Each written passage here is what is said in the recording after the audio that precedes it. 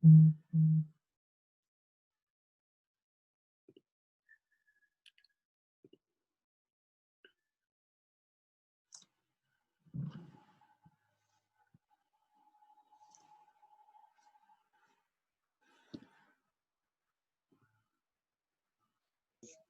Pak, Pagi ya, pagi Pak. bagaimana kabar? Sehat? Puji Tuhan sehat Pak. Semakin tambah sehat pas sudah Bapak kirim hasil revisiannya Pak. Ya, ini ada bahan kita hari ini. Hari Iya ini Pak, iya. kita Oh, berarti bincang satu masalah saja untuk kamu, untuk punya dinilai aja hari ini. oh, siapa? Satu aja, supaya waktu kita juga tidak banyak terbuang kan. Fokus kita pada satu Iya Pak. masalah. Iya. Jadi Enhot kan aku yang gabung. tadi sekilas Pak hasil revisian. Enhot Pak mau gabung. Iya. Tadi udah aku baca sekilas kan Pak. Sepertinya masalahnya sama semua ya Pak ya. Soal pembatasan masalah itu, pembuatan wawancara pada bab 1 gitu Pak ya. Iya. Dan itu memang menjadi diskusi hangat. Nggak tahulah apakah sistem perkuliahan kita ini dikasih tahu ke dosen, lalu dosen mengadu-adu di grup dosen, ya seolah-olah kita dilaga di grup dosen gitu ya. Waduh. Jadi apa yang saya sampaikan sebenarnya saya sudah sampaikan pada pertemuan kita terakhir. Itu jelas saya sampaikan, saya ini sama seperti seorang bidan atau ahli kandungan yang hendak membantu saudara-saudara untuk melahirkan bayi. Jadi kalau apapun kata dokter ahli kandungan kan keputusannya bagi yang mengandung. Mau dengar, tidak dengar, ya, Pak. Terserah. Yang mau dikerjakan atau enggak ya Pak ya? Yang penting dia akan bisa melahirkan dengan baik. Tapi jangan diadukan ke orang lain. Kalau misalnya saya dapat nasihat dari dokter kandungan A, lalu saya pergi ke dokter kandungan B, saya katakan pendapat dokter kandungan A begini-begini. Itu dokter yang kedua itu akan kesal. Iya. Kesal, dan ya dia tidak akan memberi yang maksimal karena dia merasa dicederai kode etik dia kan. Iya. Apalagi itu dimasukkan ke grup. Katanya ada dosen yang tidak boleh membolehkan mahasiswa membuat hasil wawancara di bab 1. Harus di bab 3 katanya. Dan itu di grup, lalu datang dosen lain, siapa itu? Dosen itu baru belajar membimbing skripsi ya katanya. Aduh. Nah, bagi saya ini kan perusakan akademis. Iya, Pak. Entah apapun yang saya sampaikan, saya bertanggung jawab secara akademis. Tapi ya, jangan dibully saya di grup. Kalau mau jantan, kita buka seminar tentang penulisan skripsi. Saya bertanggung jawab atas apa pernyataan saya, dan saya tidak main-main. Gitu. Tapi jangan dibuka di grup WA, karena bagi saya itu bukan forum untuk membuka diskusi itu. Ya, menurut saya katakan begini, kalaupun nanti Hotdinal mendengar saya memberikan masukan, keputusannya itu ada sama kamu, bukan sama saya. Iya, Pak. Saya ini hanya sebatas advisor. Bukanlah orang yang mau melahirkan skripsi, bukan. Saya hanya membantu kita untuk mengerti tulisan kita dan apa yang mau kita tulis. Mau dengar apa tidak itu bukan urusan saya. Tapi saya sebagai pembimbing memberikan masukan, gitu ya. Ini penting dalam diskusi kita nanti supaya jangan di kalangan dosen pun jadi terjadi adu domba. Dan saya tidak Iya, mau Pak. komen tentang hal-hal seperti ini. Hmm, Dan saya yakin saya tahu siapa itu orangnya. Gitu. Dan bimbingan kita juga ya, Pak ya. ya, Satu grup kita gitu, Pak. iya, karena yang dibenturkan saya. Tentu kan saya yang membimbing kalian. Siapa yang saya bimbing? Saya lihat. Coletehan siapa Hmm, itu? Dosen yang mengatakan itu kan berarti bimbingannya dia. Dan bimbingannya saya kan. Hanya dua kan dosen pembimbing kan. iya, Pak. Begitu. Karena kasusnya sama. Apa yang disampaikan di bab 1 yang Dinal katakan hasil wawancara, itu saya tidak mau. Hmm, Karena di mana-mana pun penulisan skripsi, tesis, disertasi, di bab 1 tidak ada hasil wawancara. Kalau sudah hasil wawancara, maka dia sudah meneliti. Itu sudah bab 3 atau selesai bab jadinya, 4. Pak ya. Berarti sudah selesai skripsi atau disertasinya. Ngapain dia mau pendahuluan? Langsung aja bab 3 atau bab 4. Bab 1 itu adalah pengantar untuk memulai penelitian. Apa permasalahan kita? Jadi bukan mau menyampaikan hasil penelitian. Kalau hasil penelitian berarti sudah selesai kan? Ngapain kita bicara lagi? Publikasikan aja hasil penelitiannya. Selesai kan? Ada jurnal nasional, internasional, indeks Scopus, Sinta, silakan dipublikasi. Nah, ingat bahwa skripsi, tesis, disertasi itu adalah latihan menulis sebuah masalah dan menyelesaikan sebuah masalah berdasarkan ilmu ilmiah, ilmu penelitian, metodologi penelitian. Nah itu, jadi di situ yang mungkin kita belum paham. Nah, jadi supaya kita memahami bahwa skripsi, tesis, disertasi itu adalah mau mengerjakan sebuah proyek penelitian. Nah, bedanya apa? S1 itu masih belajar metodologi.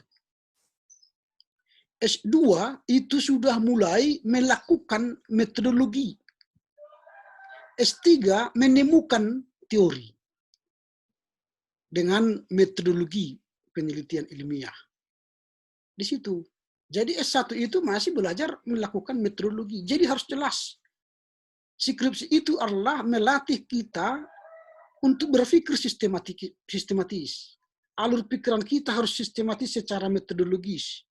Itu scholar. Jadi sarjana ialah mampu menyelesaikan masalah secara metodologis. Itu. Jadi caranya bagaimana? Secara scholar di perguruan tinggi ada skripsi. Melihat kemampuan kita menyelesaikan masalah. Jadi begitu. Jadi jangan dibenturkan kami para dosen sehingga itu tidak baik. Ya, apa yang kita diskusikan di sini dengarkan. Lalu kalau kalian mau setuju lakukan. Tidak setuju abaikan. Anggap anjing menggonggong kapile berlalu. Begitu. Dan jangan umbar itu ke dosen pembimbing lain. Dari dosen pembimbing lain dengar. Memutuskan hasil dari pembimbing 1, pembimbing 2 kalian. Jangan benturkan. Mengapa mahasiswa lama tamat? Karena membenturkan dosen pembimbing. Kalau saya dongkol, saya tidak mau membimbing, bagaimana? Tamatkah dia? Enggak. Jadi hati-hati. Dalam pembimbingan hati-hati. Jangan melaga dosen pembimbing 1 dengan pembimbing 2. Jangan. Tidak ada gunanya bagi kalian. Itu merugikan kalian. Karena akan memperlambat proses studi kalian. Begitu ya. Jadi harus jelas bagi kalian setiap pembimbingan itu adalah hendak menolong kalian melahirkan sebuah karya ilmiah yang baik. Tidak ada dosen satupun di dunia ini menjerumuskan mahasiswanya. Enggak ada. Kalau ada dosen yang menjerumuskan mahasiswanya itu dosen biadab. Karena dosen itu adalah hendak mengedukasi. Bukan mereduksi. Dia menolong mahasiswa. untuk menyelesaikan penyelesaian tugasnya. Begitu. Jadi hati-hatilah dalam berdiskusi dengan dosen. Ya kami ini juga manusia yang punya kesalahan. Saya tidak manusia yang super, yang mengetahui segala hal, tidak.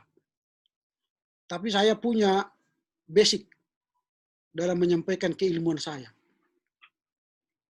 Kalau misalnya nanti kalian berbenturan, ada forum-forum resmi yang akan menyampaikan unek-unek itu.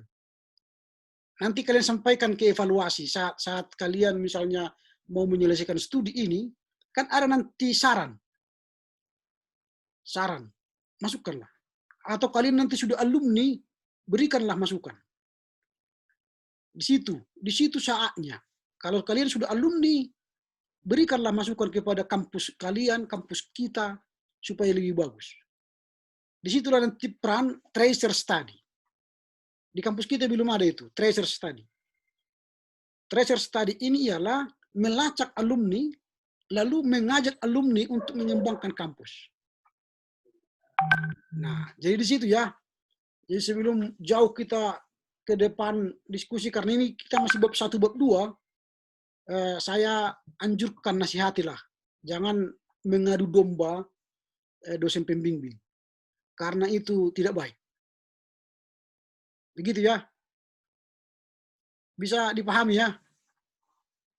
Atau ada pendapat dulu tentang ini sebelum kita mulai membahas topik. Silakan. Ada yang memberi masukan? Pas, Pak. Pas. Ya, karena Pas, banyak yang pas. baru gabung tadi, saya sampaikan, kami sudah diskusi tadi sejak awal dengan Hotdinal, bahwa ketika proses bimbingan skripsi dengan dosen, baik dosen pembimbing 1, pembimbing 2, silakan terima informasi sebanyak-banyaknya. Bertanya sebanyak-banyaknya. Tetapi ingat, jangan benturkan pendapat pembimbing 1 dengan pembimbing 2 ketika proses pembimbingan. Jangan. Itu berbahaya. Setiap kalian mendengar bimbingan 1 dan bimbingan 2, terima. Lalu berefleksi. Pilih mana yang terbaik dari pembimbingan itu. Mana yang kalian dengar, silakan. Karena kamu yang menulis, bukan dosen. Dan jangan adu domba. Jangan kata dosen pembimbing 2 begininya, kata dosen pembimbing 1 begininya. Jangan. Karena itu akan membuat masalah. Apalagi kalau dosen itu membuka diskusi itu di grup dosen. Lalu mengatakan, ada dosen yang mengatakan begini-begini, mengatakan begini-begini. Itu dosen macam mana itu? Tidak pernah membimbing skripsi itu ya. Nah, itu. Jadi ini membuat masalah. Jadi itu saya sampaikan tadi pada Hotdinal, karena saya mengajarkan bahwa di bab 1 tidak boleh menuliskan hasil wawancara. Kalau di bab 1 sudah menuliskan hasil wawancara, berarti penelitiannya sudah dikerjakannya. Berarti dia sedang mengerjakan bab 3 dan bab 4.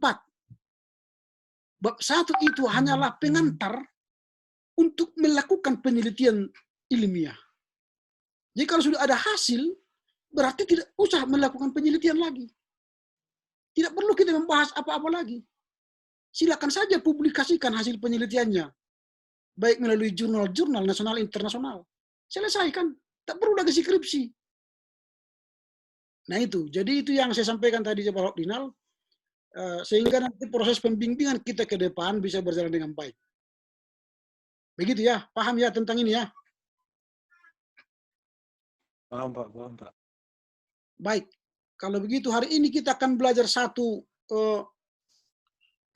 bimbingan untuk Hotdinal, dan yang lain nanti akan saya umumkan karena beberapa hari ini saya agak terganggu flu dan batuk, sehingga saya makan obat tidur dan mata saya selalu ngantuk terus, sehingga takut saya nanti waktu ini kita bicara-bicara saya ngantuk gitu, tertidur nanti. Makanya saya bahas satu saja dulu. Ya mudah-mudahan pulih segera.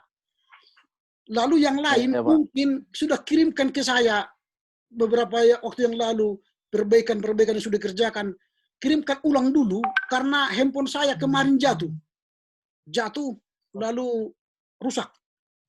Memperbaikinya mahal, sehingga semua data hilang. Jadi dikirimkan ulang dulu supaya saya simpan lagi. Saya baca lagi ya, yang mengirimkan.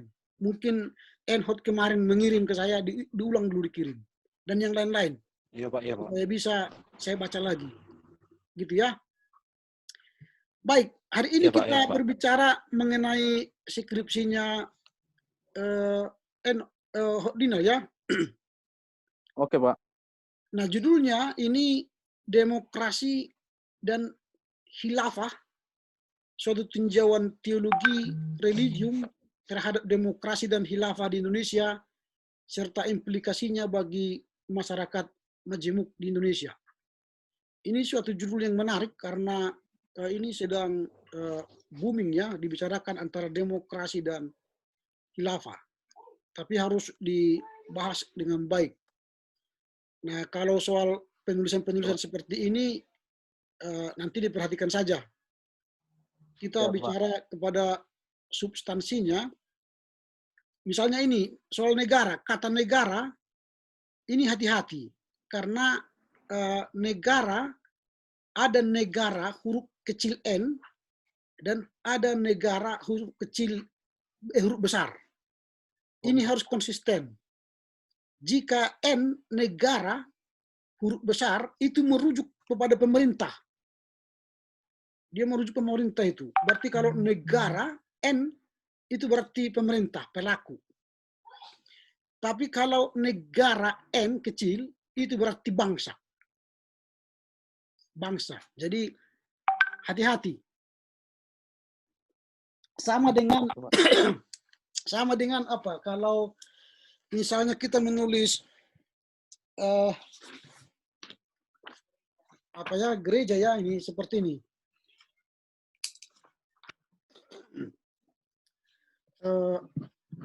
Gereja dengan gereja ini. Kalau dia huruf besar, gereja, itu menunjuk kepada orang. Tapi kalau gereja dalam huruf kecil, itu menunjuk kepada gedung.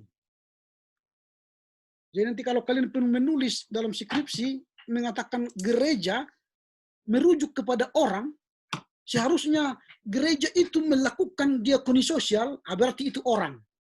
Maka hurufnya harus G besar. Tapi kalau misalnya kita mau bersekutu, berkumpul di gereja, maka G-nya itu harus huruf kecil. Nah, demikian dengan negara. N huruf besar, N huruf kecil, harus hati-hati, konsisten.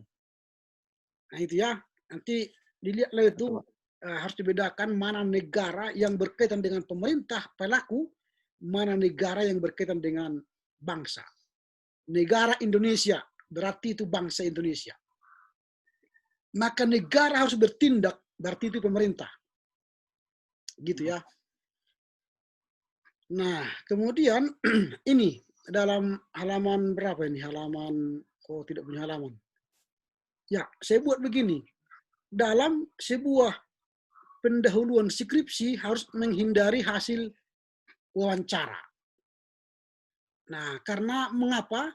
Sebab pendahuluan adalah sebuah pengantar yang akan melakukan sebuah penelitian ilmiah. Artinya pada bab 1 tidak boleh ada data penelitian. Karena data penelitian itu akan muncul pada bab 3 dan bab 4. Itu data. Makanya kita wawancara, makanya kita kumpulkan kuesioner atau membagi-bagikan angket, itu data itu muncul pada bab 3 dan bab 4. Nah itu. Jadi tidak muncul pada bab 1. Lebih baik dicari dari sumber-sumber buku. Makanya referensi-referensi buku lebih banyak dimasukkan di bab 1. Nah, ini yang saya sampaikan di catatan kaki 13 ya. Ini kan ada hasil wawancara. Catatan kaki 13 hasil wawancara ini. Ini nanti dikerjakan pada saat penelitian. Nah, ini yang berikut. Yang berikutnya Nah ini juga soal istilah HTI, IPB, LSI, NKRI. Jika ini belum digunakan sebelumnya, harus dipanjangkan. Harus dipanjangkan. HTI, Hizbut Tahrir Indonesia. IPB misalnya, Institut Pertanian Bogor, LSI, Lembaga Survei Indonesia, itu harus disebut dulu. Karena sebelumnya dia belum disebut. Tapi nanti ke belakang tidak usah lagi karena sudah disebutkan. Lalu ini soal tahun. Ini sudah saya katakan berkali-kali supaya kalau sejak 2005 itu sudah tahun. Sama dengan pada tanggal 30 Mei 2020, nggak usah tulis tanggal lagi. Nah nanti kalau kalian baca koran itu kan sudah bahasa yang baku itu. Nanti kalian lihat pada Kamis 20 Mei 2020. Tidak ada pada tanggal 20 Mei, 20 bulan Mei, nggak ada lagi. Tahun 2020 enggak. Jadi penulisan ilmiah menghindari tulisan-tulisan seperti ini. Nanti ke depan hilangkan saja. Nah ini di kutipan 15. Nah ini kalau seperti ini dia, itu tidak ilmiah. Harus disebut kutipan ini dari mana, siapa penulisnya. Misalnya disebut contohnya Poltak. Judul artikelnya ialah Hakim HTI terbukti ingin mendirikan khilafah di NKRI, dalam www dan sebagainya yang diakses pada sekian. Jadi setiap artikel itu punya penulis. Kalau dapat dari internet pasti ada penulisnya. Cari penulisnya siapa. Lalu ada judulnya, judul artikel yang dia tulis. Dalam kurung tanda petik baru koma dalam www dan sebagainya.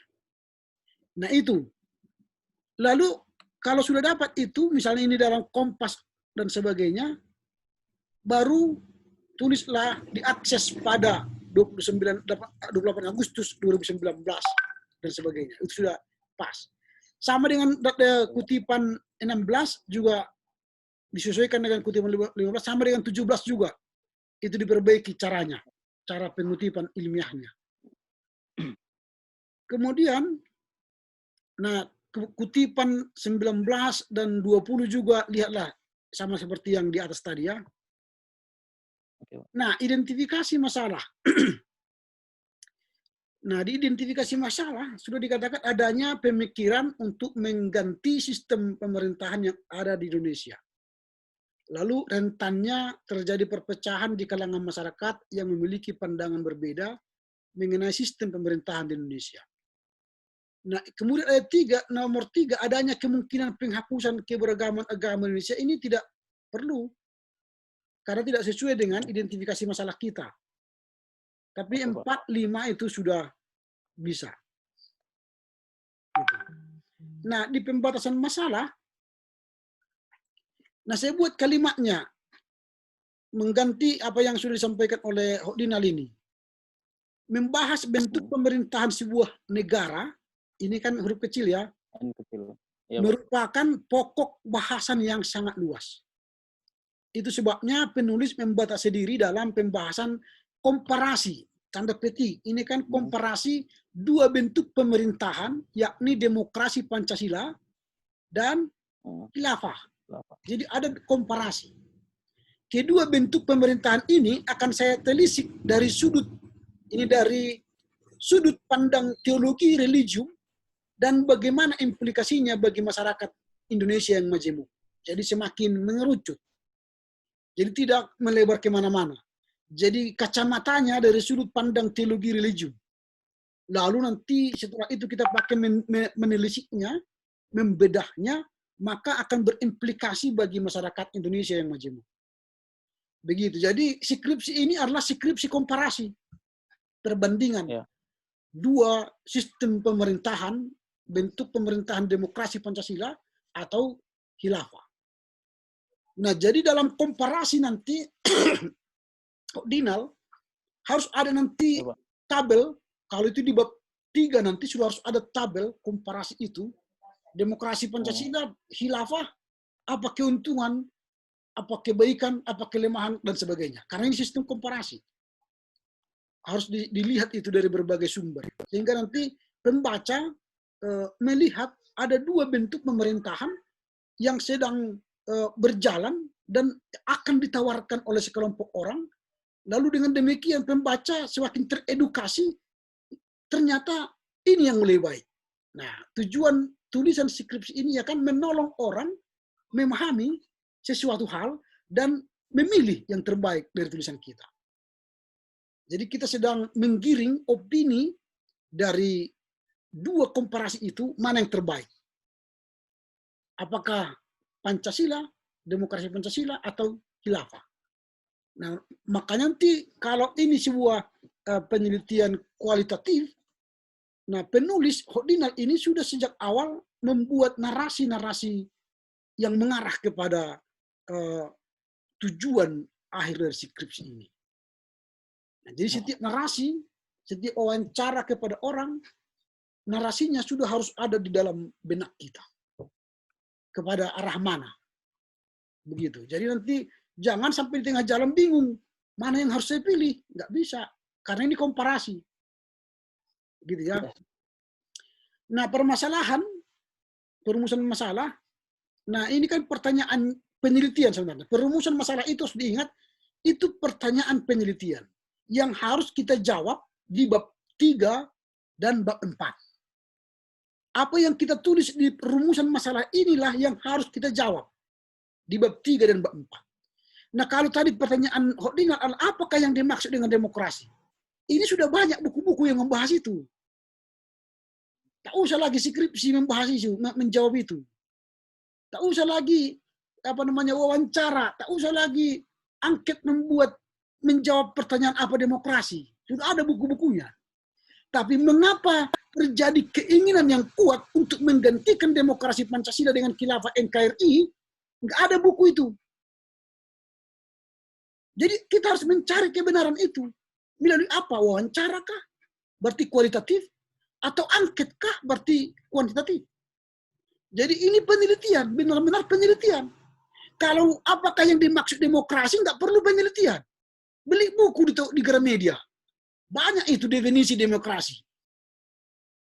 Jadi tidak perlu penelitian. Tapi mengapa terjadi keinginan yang kuat untuk menggantikan demokrasi Pancasila? Ini penelitian penting. Makanya harus dijawab nanti di bab 3 dan bab 4. Nah, kemudian nomor 2, apakah yang dimaksud dengan khilafah? Ini pun banyak buku-buku di Gramedia ini. Apa yang dimaksud dengan khilafah? Tapi apakah yang akan terjadi jika demokrasi Pancasila digantikan oleh khilafah? Ini perlu dijawab. Melalui apa? Penelitian. Wawancara. Kepada siapa? Pemerintah kah? Kepada pimpinan-pimpinan gereja kah? Kepada masyarakat kah? Tokoh adat kah? Terserah. Tanyalah mereka-mereka yang berkompeten untuk mengubah sistem negara. Tanya anggota DPR. Tanya anggota DPD. Supaya mereka memberi jawaban. Apakah mereka memang ada keinginan untuk menggantikan demokrasi Pancasila dengan khilafah. Itu yang ketiga. Yang kedua, yang ketiga misalnya apa dan bagaimana sistem dan orientasi demokrasi dan khilafah di Indonesia. Apa dan bagaimana sistem? Ini sudah banyak orang yang membuat tulisan ini tentang ini. Artinya kita googling pun dapat jawabannya ini. Tapi kalau dikatakan bentuk pemerintahan yang bagaimanakah yang sangat cocok bagi NKRI saat ini dan pada masa yang akan datang. Ini kan sebuah pertanyaan. Karena ada komparasi tadi. Di tengah-tengah masyarakat sudah ada komparasi. Ada demokrasi Pancasila, ada tawaran sekelompok orang khilafah. Lalu timbullah pertanyaan kita. Bentuk bagaimana? Kalau ditanya sekarang masyarakat, bagaimana bentuk pemerintahan yang Anda sukai? Pancasila atau khilafah? Lalu dari hasil wawancara kita nanti mengatakan, demokrasi Pancasila lah. Nah, baru buatlah narasi. Ternyata dari hasil wawancara saya kepada beberapa tokoh agama, kepada beberapa anggota dewan, kepada beberapa masyarakat, ternyata mereka masih menginginkan bentuk demokrasi Pancasila sebagai bentuk pemerintahan di NKRI. Ini semua hasil penelitian. Nah, ini yang menjadi penting. Sehingga skripsi ini menjadi sebuah menambah wawasan berdemokrasi atau berpolitik di Indonesia nantinya. Dari sudut pandang religium. Karena ini sekolah teologi, tulisan teologi. Bukan dari sudut pandang politik, tapi dari sudut pandang teologi.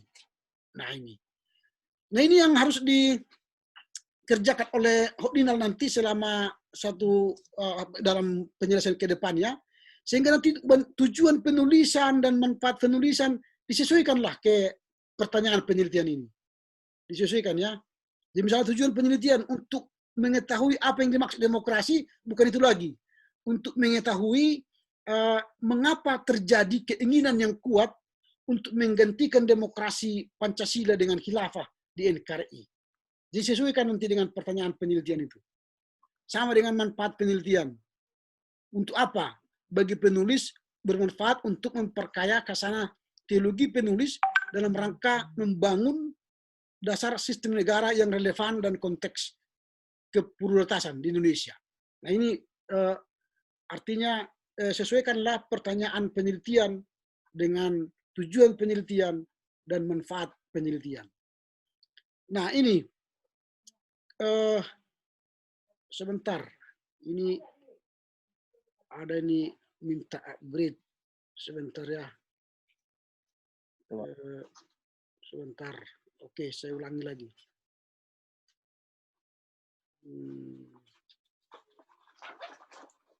Oke, ya. Lalu kalau sudah selesai nanti tujuan penelitian dan manfaat penelitian, sesuaikan dengan apa tadi pertanyaan penelitian, maka kita masuk pada metode. Ini sudah saya jelaskan, metode harus dibedakan dengan metodologi ya. Itu sudah kita bicarakan beberapa pertemuan yang lalu. Lalu kita masuk pada sistematika penulisan. Nah, kalau bab 1 sudah jelas ya, sama. Bab 2, kalau Hokdinal tawarkan ini berisikan kerangka teoritis dan historis demokrasi dan khilafah. Nah, judul yang saya tawarkan ialah pemahaman umum tentang demokrasi Pancasila dan khilafah. Karena ini saya katakan bab 2 ialah deskripsi ya. Dia hanya memberikan penjelasan-penjelasan umum. Jadi apa yang dimaksud dengan demokrasi Pancasila, sejarahnya, baru apa yang dimaksud dengan khilafah, sejarahnya, kapan masuknya, dan sebagainya. Siapa tokoh, siapa yang pemicu untuk melakukan demokrasi khilafah atau demokrasi Pancasila dan sebagainya. Ini gambaran umum di bab 2 lah. Dijelaskanlah itu. Nah, kalau kerangka teoritis tadi kan sudah kita bahas di bab 1 sebenarnya, kerangka teoritis. Tapi bab 2 itu juga akan menjadi bagian dari kerangka teoritis.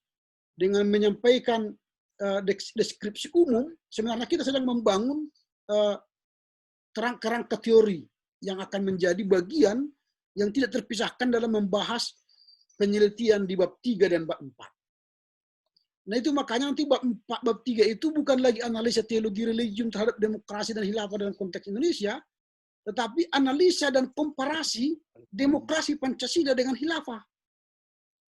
Jadi nanti tugasnya Hokdinal di bab 3 ialah analisa dari sebuah komparasi demokrasi Pancasila dengan khilafah.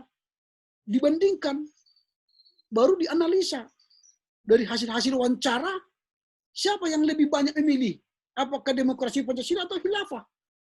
Berarti kan dari sudut teologi, pertanyaannya ialah mana yang lebih cocok secara pandangan teologi. Hasil-hasilnya nanti ya diungkapkanlah di bab 3. Nah daripada analisa ini yang akan disebut di bab 3 ini pasti akan dipakai dari sudut teologi religium. Nanti di sub-bab lah itu akan dibuat Hokdinal. Misalnya analisa komparasi demokrasi Pancasila dengan khilafah. Bab 3.1 demokrasi Pancasila. 2 misalnya demokrasi khilafah. Baru nanti 2.3 analisa kedua bentuk pemerintahan ini dari sudut teologi religium. Nah ini nanti struktur di bab 3-nya. Sehingga Dinal melihat komparasi itu dari kacamata teologi religium. Apakah ada di Alkitab yang mengadakan atau mengkomparasi sistem pemerintahan? pada zaman Yahudi, apakah ada bentuk pemerintahan Yahudi, apakah ada bentuk pemerintahan Yesus dan sebagainya. Akan ini komparasi. Sehingga nanti orang pilih, saya lebih memilih pemerintahan Yahudi. Atau ada sekelompok orang yang beragama menginginkan Yesus sebagai pemimpin agama dan pemimpin dunia. Karena di atas Yesus itu kan salibnya itu Jesus Nazareth Rex of Judeum. Kan itu. Yesus adalah raja orang Yahudi. Berarti ada sebuah keinginan menggantikan bentuk pemerintahan Yahudi yang lama dengan sebuah pemerintahan yang baru, lebih religius. Ini kan ada komparasi. Dari sudut pandang religium, kekristenan, ternyata bentuk pemerintahan yang seperti ini, atau gaya pemerintahan yang seperti ini sudah ada terjadi di Alkitab. Nah itu. Lalu apakah bentuk pemerintahan Yesus itu terjadi secara duniawi? Tidak. Tetapi secara rohani itu terjadi. Nah, apakah seperti itu nanti keputusanmu sehingga khilafah itu tidak akan terjadi di Indonesia, tetapi secara iman orang Islam bisa menjadikan khilafah di dalam imannya? Itu bisa saja. Karena kamu sudah melihat dari sudut teologi religium. Berarti berdasarkan sudut pandang agama Kristen. Nah, kalau bisa lagi dilihat nanti dari segi agama Islam, apakah di pemerintahan politik dunia Islam dulu ada keinginan menggantikan secara khilafah, lalu khilafah di dunia ini benar-benar ada? Apakah ada negara Islam yang benar-benar membuat sebuah negara khilafah? Enggak ada. Nah ini, nanti lihatlah itu. Karena di Mesir sendiri pun mereka tidak pernah membuat negara berbentuk khilafah. Nah ini ya, nanti di situlah di bab 3. Analisamu muncullah dari segi teologi religium, baik secara Kristen, kalau bisa nanti secara Islam. Itu lebih bagus lagi. Nah di bab 4, Dinal mengatakan berisikan demokrasi khilafah sebagai sistem dalam konteks kepluralitasan Indonesia. Lalu saya tawarkan bentuk pemerintahan yang relevan dan kontekstual di Indonesia kini dan masa depan. Nah, jadi ini sudah menjadi refleksi dari analisamu di bab 3 bahwa ada demokrasi Pancasila dan ada khilafah. Lalu manakah yang konteks cocok dengan konteks Indonesia? Dan itu juga akan bisa sampai kapanpun. Nah, ini nanti analisa di bab 3 itu menjadi refleksi di bab 4. Jadi sebuah bentuk pemerintahan yang relevan. Walaupun sedang berjalan demokrasi Pancasila sekarang. Kalau masih relevan, berarti demokrasi Pancasila sekarang masih relevan. Apa buktinya? Ini bukti hasil-hasil wawancara saya. Ini data-datanya. Ini dukungan-dukungannya. Kalau khilafah, ini tidak relevan. Mengapa? Berarti kan ada bukti-bukti konkret yang harus disampaikan secara argumen teologis. Nah, inilah di bab 4 sebagai refleksinya. Sehingga nanti bab 4 itu sudah menjadi sebuah tawaran final tentang bentuk pemerintahan yang relevan dan kontekstual di Indonesia. Nah, inilah dulu sebagai pembukaan kita untuk hari ini dalam membahas skripsi Dinal. Ada respon, tanggapan? Silakan, Dinal. Oke, Pak. Terima kasih, Pak. Jadi ini sebenarnya ada banyak sekali yang menjadi responnya begitu, Pak. Ya. Jadi yang pertama kan, Pak, tadi aku akan ikuti beberapa yang Bapak bilang tadi. Ya. Jadi pertanyaannya begini, Pak. Yang pertama, di bab 2 itu kan aku akan membahas mengenai tentang sejarah demokrasi Pancasila dan juga sejarah khilafah begitu. Ya. Nah, di dalam sejarah khilafah itu ada beberapa orang, banyak sampai sekitar 40 lebih yang pernah menjadi khalifah atau yang menjadi pemimpin dari khilafah itu begitu. Ya. Aku bingung, Pak, memasukkan nama mereka itu di dalam bagian di bagian tulisan tersendiri atau di catatan kaki. Itu yang pertama kan, Pak. Ya. Nah, yang kedua, khilafah ini kan berasal dari bahasa Arab. Ya. Begitu, Pak. Nah, itu kan berarti bahasa asing kalau di dalam penulisan itu harus dimiringkan. Ya. Apakah jikalau sudah di atas dimiringkan, apakah di bawahnya nggak harus dimiringkan lagi, Pak, atau semua harus dimiringkan? Harus begitu dimiringkan. dalam penggunaan bahasa. Semua harus dimiringkan dalam bahasa asing begitu, Pak. Harus konsisten dia. Oke. Baru Pak, yang selanjutnya itu kan Pak, kayak yang aku lampirkan beberapa buku yang sumber referensi sama beberapa hasil yang dibuat di dalam bab 1 ini, itu banyak buku-buku yang menggunakan bahasa-bahasa dari Timur Tengah. Karena memang sumber bukunya itu banyak dari Uinsu. Itu kan Pak, aku memang nggak bisa membaca sendiri, jadi itu memang kawan yang suruh menerjemahkan begitu. Itu apakah nggak masalah begitu Pak? Jikalau menggunakan bahkan Al-Quran sendiri pun kan mereka yang menerjemahkan artinya begitu. Buku-buku yang bahasa Arab juga mereka yang menerjemahkan begitu Pak. Nah, itu nanti di catatan kaki buat diterjemahkan oleh siapa yang menerjemahkan itu. Oke, Artinya